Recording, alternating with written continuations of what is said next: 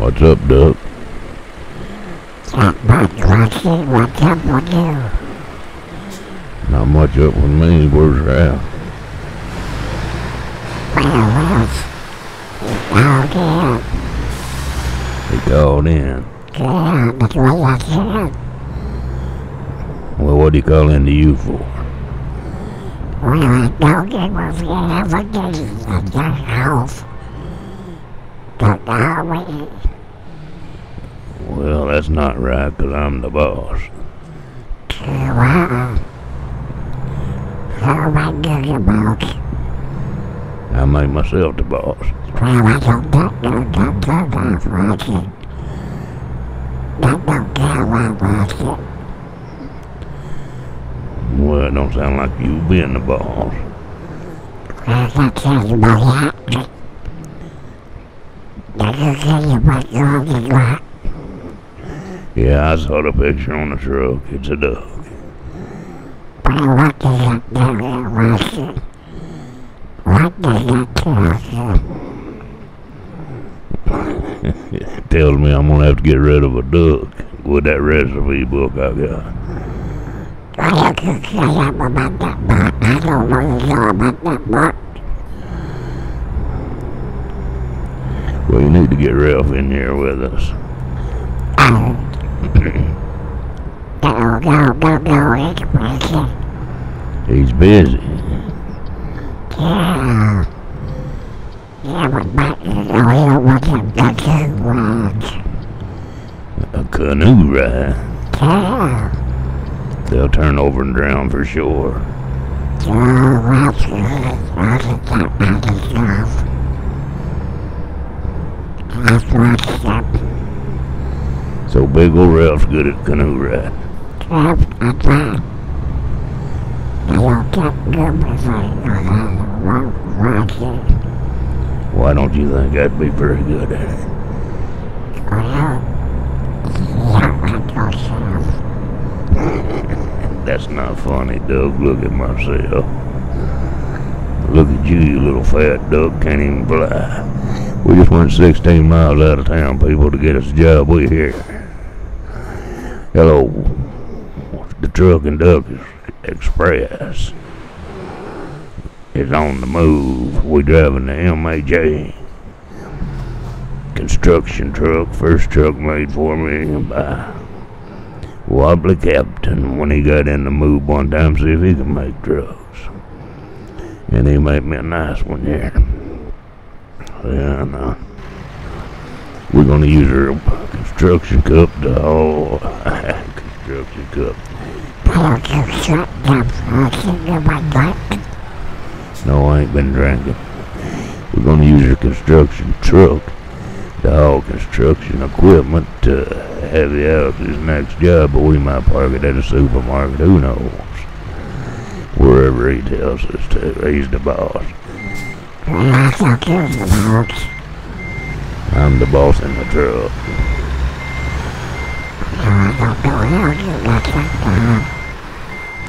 I was here before you. I think I was. I think if I look back on my videos, I might have had a video or two without you.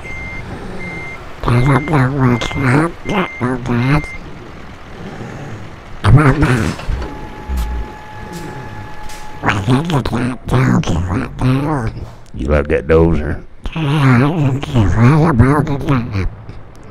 Well, you've done everything, ain't you? Me too.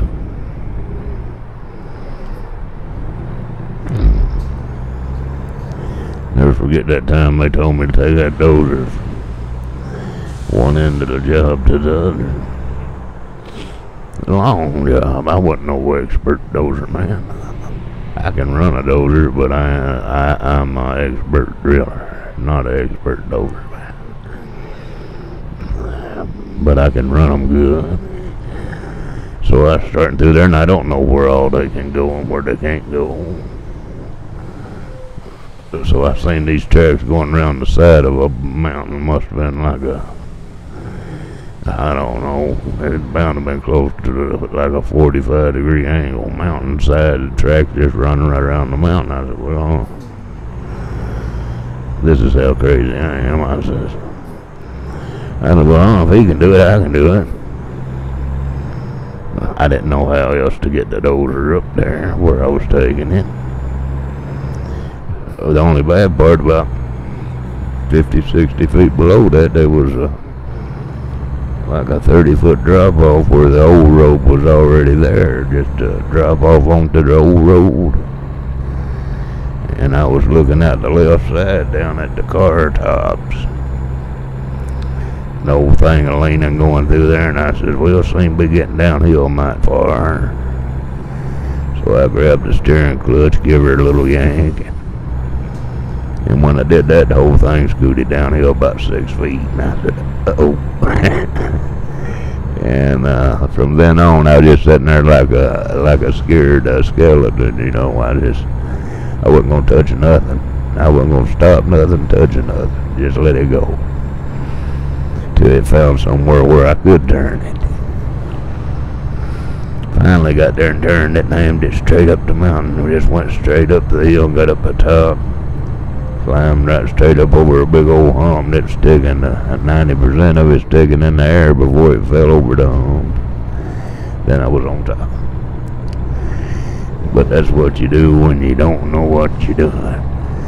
Most people wouldn't have tried that, but I don't know, I do stupid stuff. First time I ever run a dozer down the flat ground in a field. And there's a dozer man leading a dozer on top of the hill that they'd been working on. And the old boss says, "Hey Rusty, can you take that old dozer up there?" And I didn't know nothing about it much, and I said, "Hey son," I said, "just one question." I said, "Should I back up or go forward?" He said, "Go forward. Keep the weight up there on the front of your blade." Alright. That's all I needed to know when I was off. I took some wild changes. But we didn't get training like these truck drivers.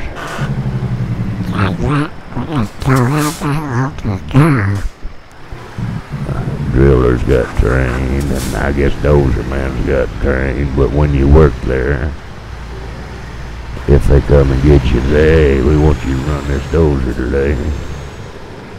If you're a driller and your drill's tore up and they say, "Hey, we want you to run this dozer today," that's just your problem learning how to run it. But that's what I liked about it. I'd like me to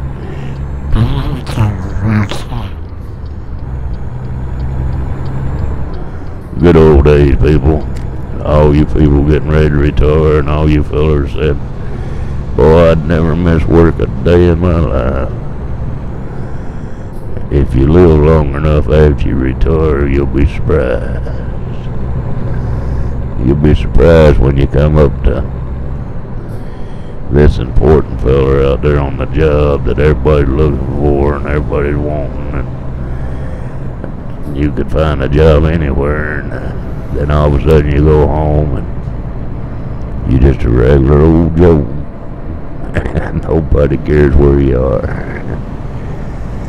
I've had helicopters chasing me before, and old boss says, we wanted Rusty to keep on working, and he said he just left in his little blue car, and the old boss chased me looking for him in his helicopter. Never did catch me, called me when I got home. That's 2 hours away. I'd turn around and go back and work the rest of the night. But you feel important then, and when you retire, all that importance goes away. You just, it gets kind of boring there for a while, kind of depressing.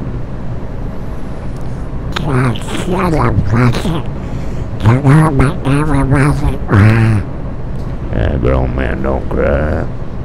Well, you are shut up. Shut the hell up. Boy, you the worst duck I've ever had. How many you got tried, Buster? Well, I've only had one. Well, how do you want to know I'm the worst? Well, I imagine you'd be the worst. Well, don't be imagine nothing. Kept us way over the strip. No, I'm not gonna run over the car. Come back to do. You'd lose. Top of the hills out here in this country, folks, they call mesas flat spots. I guess we've got mesas in Kentucky now, people. They done all this strip mining and they made acres and acres and acres and acres and acres of mountaintop removal. And cities like Pikeville, Kentucky, Hazard, they took all this strip jobs that they took the mountains off of. Up there you can't find a place unless you drill out around the rock so you can make you a place to set your house. But they took all that land and some smart fella went and bought a whole big bunch of double wide and set them up in there and sold them as, I don't know how he sold them way more than they was worth as property already there. He set them up, hooked them up, and sold them as house property. But anyway, he got rich off that. So now they've got big old communities on these flat spots that wasn't nothing but the top of a hill now. And that one place my son keeps taking pictures of Elk View with all the elks and horses. He got a picture of a bull elk the other night I can put on here for you. That's a big rascal. He was driving my Jeep and the doors didn't have no doors on at the top and it was late at night and he was sitting there on Elk View. They got wildcats and all that junk up there too, but he was sitting there at Elk View and that elk come into view and he decided he might just be a little bit too close to that thing. He just sort of walking by looking at him, you know. Big old bull elk. Now up there they got enough room that they got 400 or 500 horses running around and elk, bear, deer, wildcats, mountain lions, and the place so big you have to go looking for them. That's the kind of flat places they make. You know it's right, you've been there.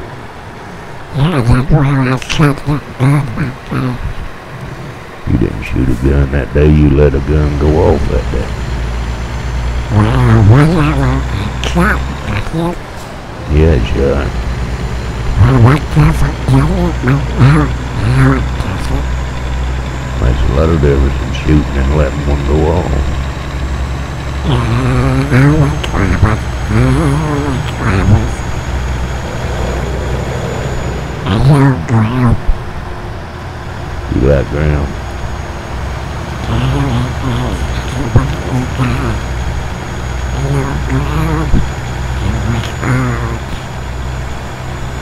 Ricard.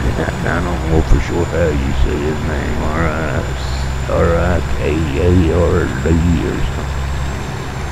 Well, it's nice of you to remember him, Doug. Oh, yeah. I remember my dad. Yeah, me too. How about Wobbly Cap? So I don't know. Where we go like next one? I'm pretty sure we'll catch one someday. Well, we've been trying for years now. I know we've been trying for a year. They're kind of sneaky little things. And I reckon they produce real regular. We gotta get them some bush water here. Did you see we was almost out of gas? Out of fuel? Yeah, so it never comes down to.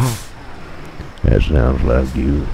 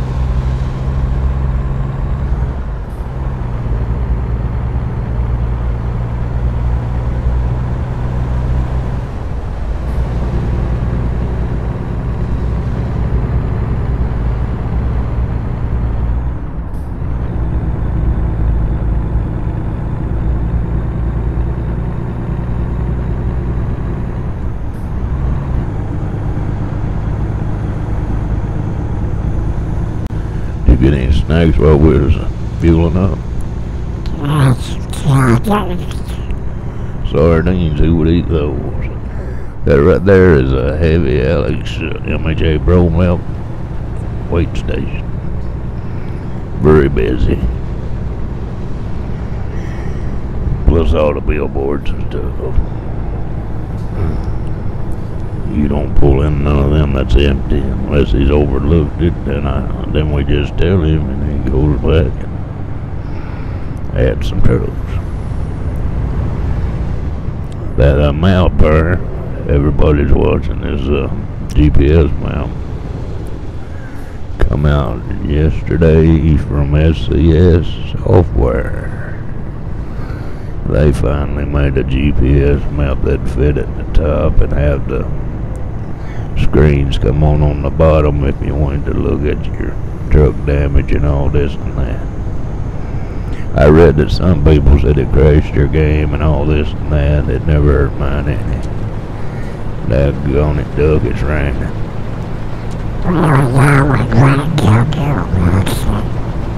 Yeah, I know it always rains on me. Thought it didn't rain here in California and Nevada and all these places.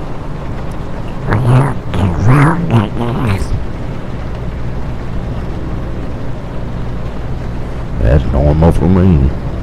I'm always wrong. 20 tons older, people. 20 tons. Need me a different inside for these trucks or something. If anybody knows where, I think I got a sound mod on this one, but I need a little better sound mod. Anybody knows where sound mods is? I could probably find one. Find me some good sound mods for these regular SCS trucks. I can't stand to drive something I can't hear. I want to hear it rumble in the jungle.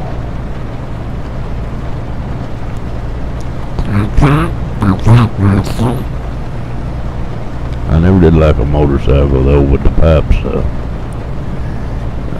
baffles stuck out of the pipes, or a set of pipes that didn't have no baffles, big fancy ones they buy. We always rode with a feller. The feller that always rode in front of me, there was 3 of us usually, or 4, and the feller always rode in front of me didn't have no pipe, didn't have no baffles. Time you follow him 8 to 10 hours, that sound just wasn't no fun no more. We was walking the streets of Gatlinburg, Tennessee. And we rode through there, and we was walking the streets that night, stayed in the motel, walking the streets, checking things out, you know, a big old, like amusement park city. And these little women, they was pushing their babies in little strollers, and a big motorcycle pulled up beside of it and revved the engine, and baby went to squall. And I looked over at my friend that don't run them baffles. I said, son, is that right there? Is that right there what you want to do, just run around and scare babies? I said, you don't need to be making all that noise. A terrible lot of racket. People says noise saves lives, so they make a lot of noise, but not really. They say, other people say they overspend the money they spend on the pipes for training. Yeah, put the money in on the training and forget about the pipes.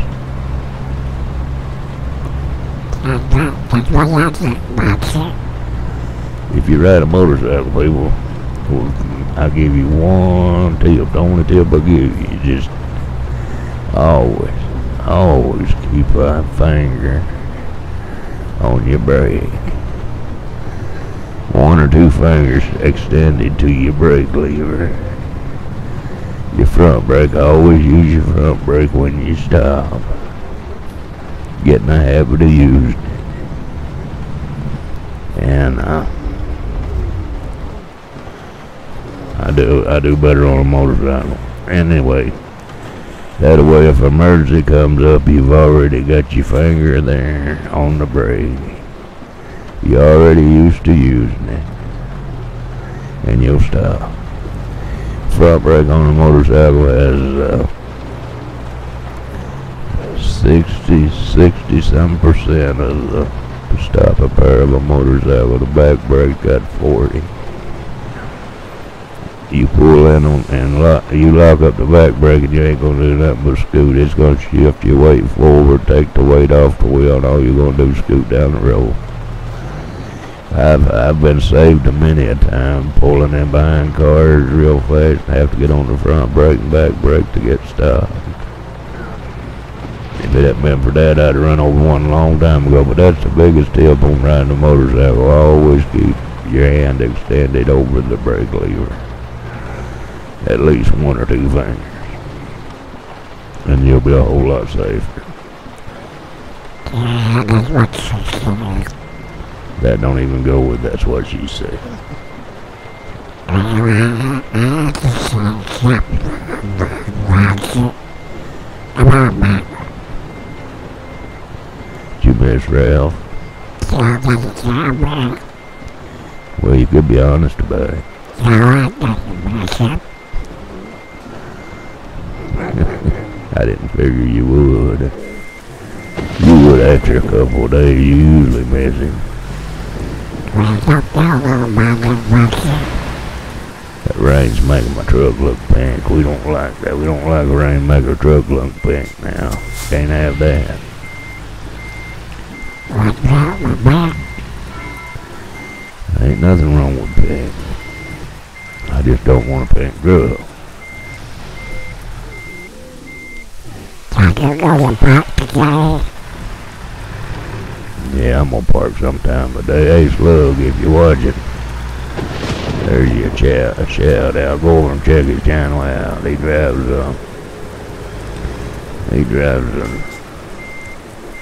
I think he drives Forza games and some other games on the Xbox. Check out Steve Chester. He drives that Omni or whatever, Omnis or bus, picking up people in ATS and other games, 2 or 3 bus games, and ATS. Check him out, Steve Chester and Jeff Chapman. He does a lot of dirt track running. Give him a check. If you had any of that stuff, I like to watch all of it a little bit, little short races, 7, 8, 10 minutes, go over and watch them do one. Yeah, that's right. Help those boys out. Yeah, you could help those boys out. I won't watch it. I won't do it. I'm just tired of trying to park. We ain't been trying to park that long. Well, keep that in my week. Well, it wasn't a week. What do you do when we get done? What am I gonna do when we get done? Yeah. I think I'll back over here to this garage and get some service done on this thing, get it waxed and shined up for the next trip. But I have sleep now, but it'll look good. Yeah, I talked to him further. That little girl is to go to sleep. Well, it's not your back to drive. That was not nice at all, Mr. Doug. Alright, people. Thanks for watching the Doug and Truck Express. We're gonna back up here and get a little tuning done. We'll catch you next time. Rusty Truck, Crazy Doug.